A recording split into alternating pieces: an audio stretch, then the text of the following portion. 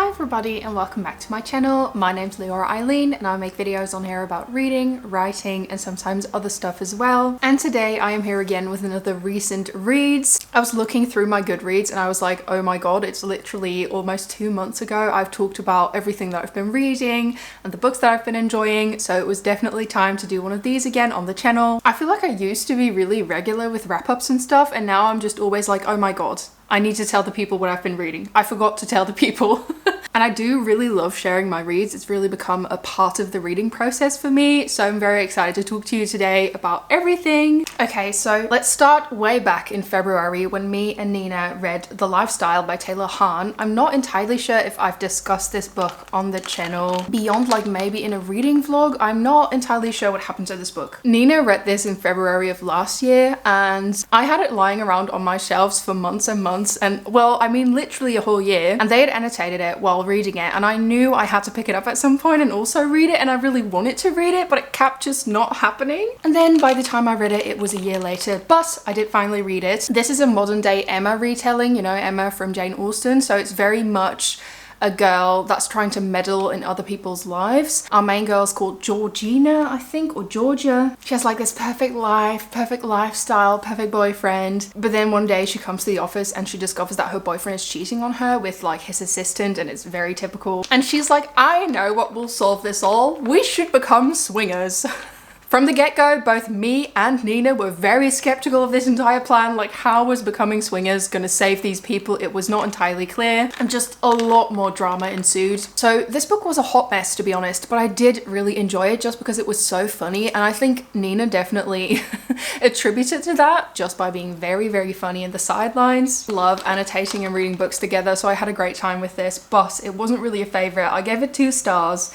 Because the book itself was just like, I don't know what happened. Georgina was so insufferable, and I think I only liked Felix, and even he did a few things where I was like, why would you do that? So definitely not a recent fave read, but still one I wanted to mention just because I had a fun time reading it together with my friend, and also because I wanted to tell you guys to check out my latest vlog where me and Nina buddy read a book together once again, and we vlogged the whole experience, and I just really wanted to share that and bring that to your attention.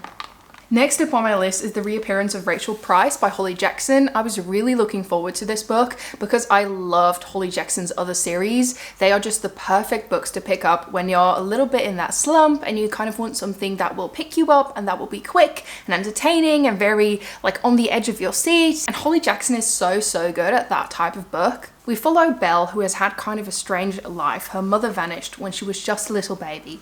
She was left behind in the car and her mother has disappeared. She's grown up her entire life with the mother out of the picture. She's been raised by her dad. She's quite close to her family. She's very close to her niece as well. And the disappearance of her mother is this big true crime case. Nobody knows what happened.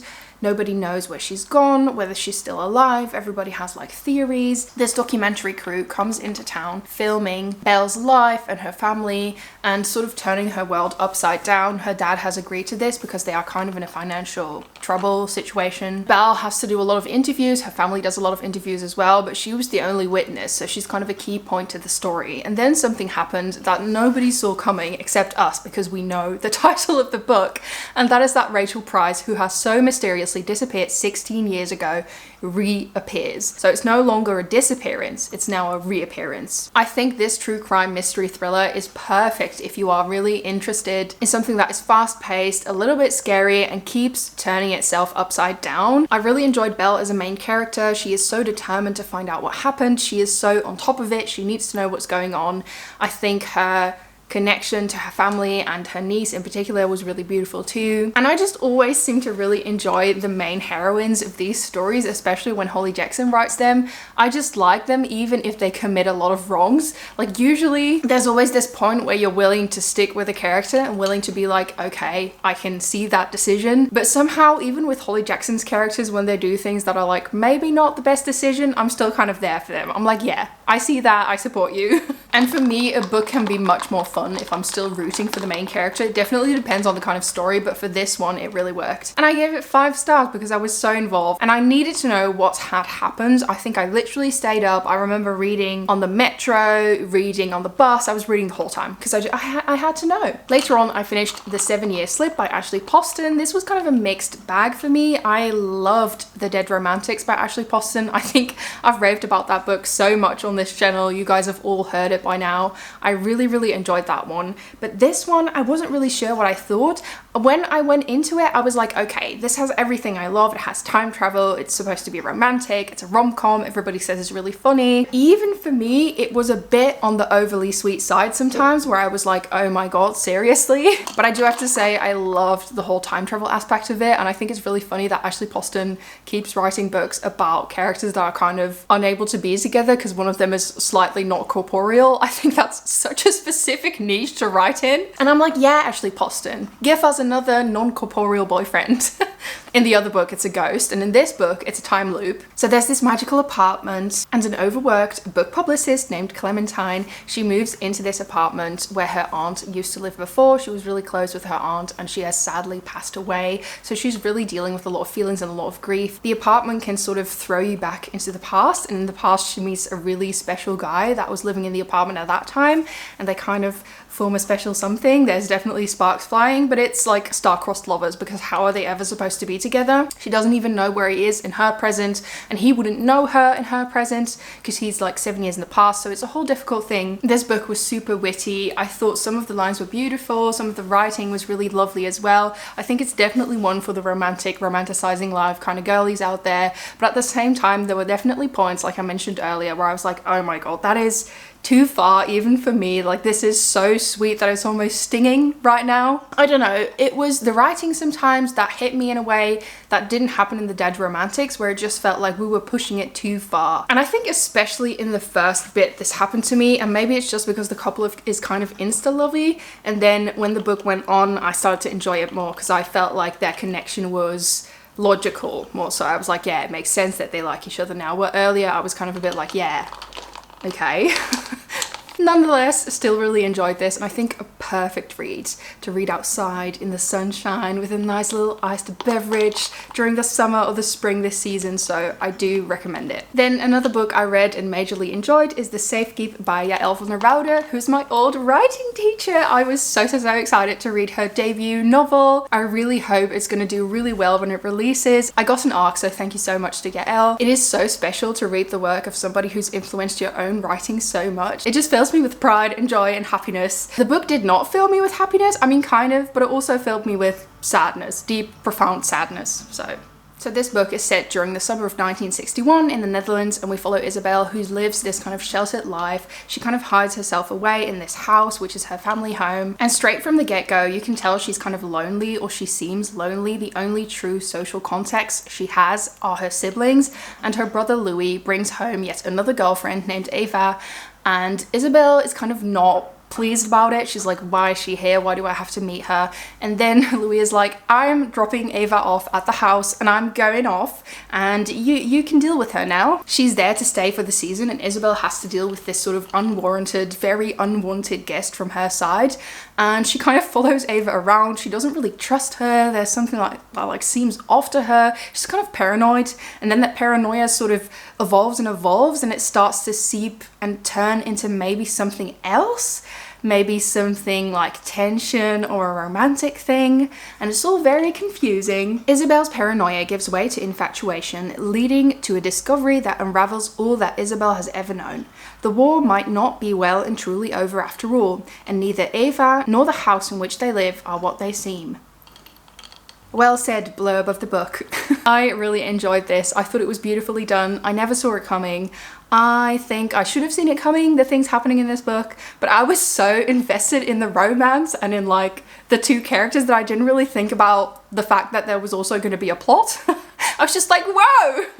Yeah, Elle is a brilliant writer and I enjoyed this so much and I think you should all check it out if you want to. Next on my little list of books I want to talk about is An Inheritance of Magic by Benedict Jacker. I read this very randomly because I went to York, and as I was in York I desperately wanted to buy some books and I had like this whole list of books I wanted to buy and I couldn't find any of them and I grew very upset because I had kind of saved up money. I was kind of like in my head like, oh, when I go to the UK I'll buy a bunch of books, and then when I was there they had none of the books I wanted to get, or like they didn't have them in the right edition, and so I ended up buying this random book because I was out and I just wanted to read a book and like have a little coffee somewhere. And I remember opening up this book in the bookstore and the first line was like about spring and a tree, and I was like, yeah, that's right now. Perfect. I'll take it. We follow Stephen Oakwood, who was kind of left behind by his father. He's now living on his own. He does have his friends who are described in a very loving way. And there's immediately this sort of wittiness from the get-go that I really enjoy in books. Stephen has a little bit of a secret though. He can do Drucraft, which is a sort of magic, and that is something that his father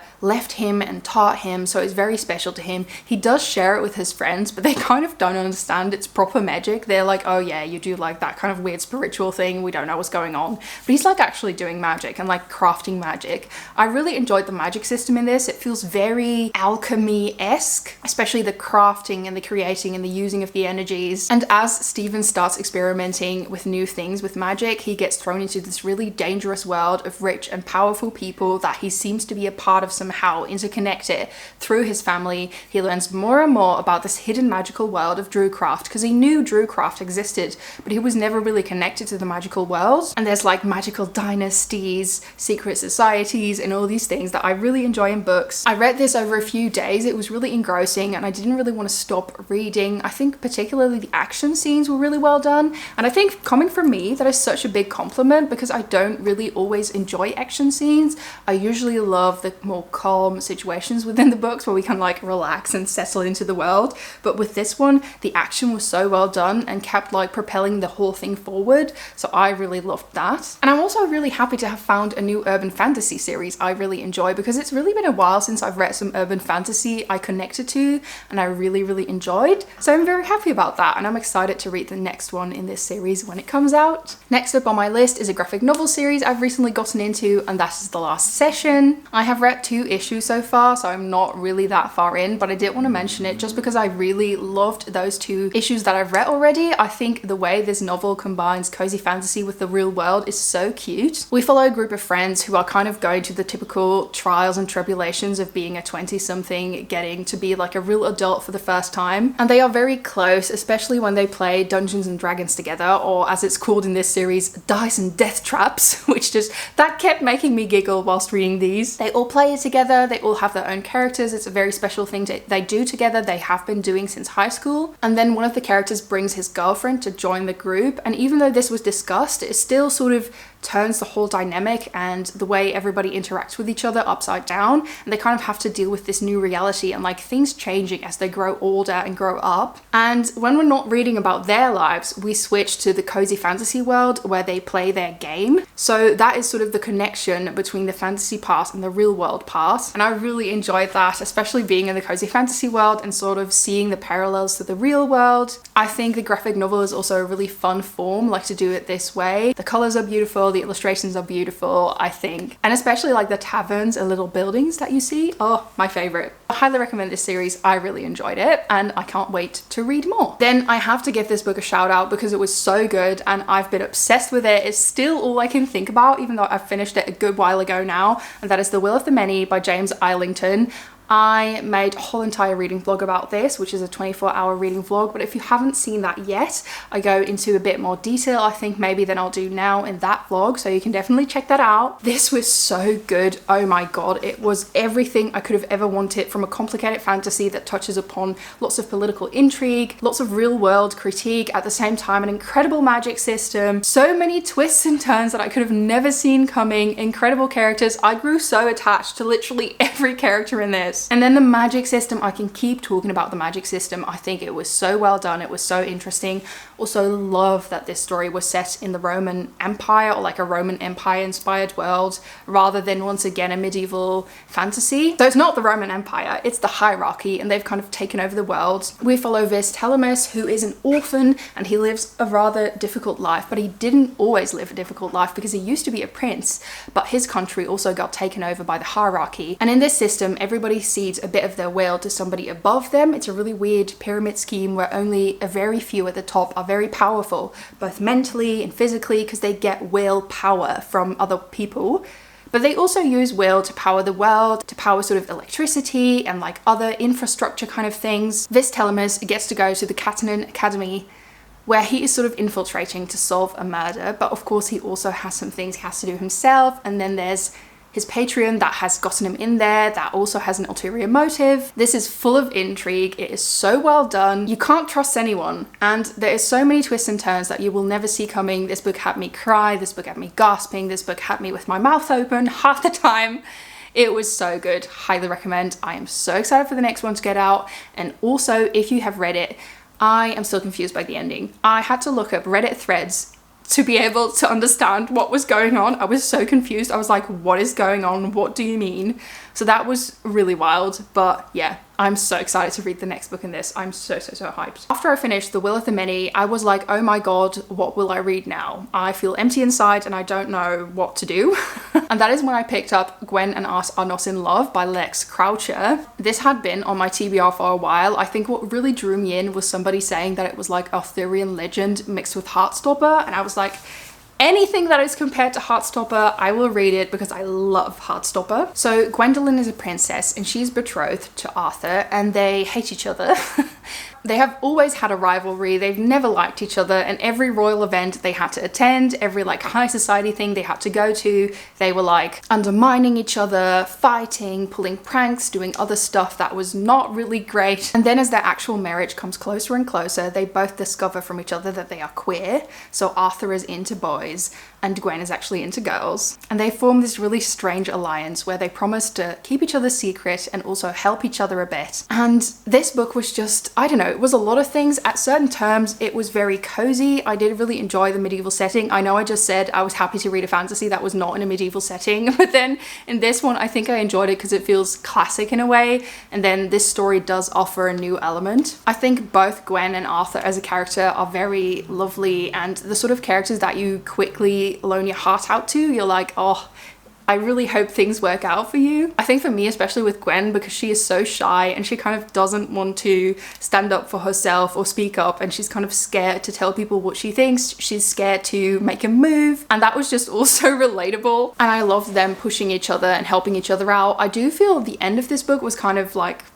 threw me a little. It was very much fighting scenes all of a sudden. The whole book we had just been chilling and vibing, and then I mean, there were tournaments and stuff, but it was nothing like this. Nonetheless, I flew through this book. I read it in, I think, a day and a half. I was very invested, and it was a great story to just disappear into, so I highly recommend it. So those were some of my recent fave reads I really wanted to discuss with you guys today. I have a few more on my list, but I think I will save those for a next video to be able to formulate my thoughts a bit better. Sometimes when I've just finished a book, it all needs to land a little bit more before I can truly tell you what I think. I've had so many times where I was like, I loved it, and then a few days later I'm like, I enjoyed it, but maybe this and this and that. Although I think if you guys watch me regularly and you know me a little bit, you know that I really love when a book is just vibes and I just enjoyed it. And I really rate books based upon more so the way I enjoyed it than the way whether I truly think it was literally seen really, really good or not. With me, it's just all about the mood and the vibes, I guess.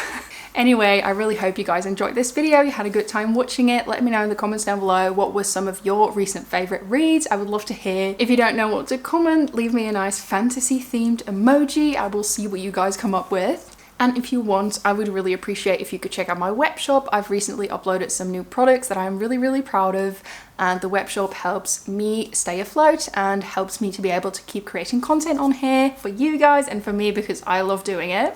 And yeah, thank you so much for watching. Thank you so much for being here. I hope you have a lovely day. Bye!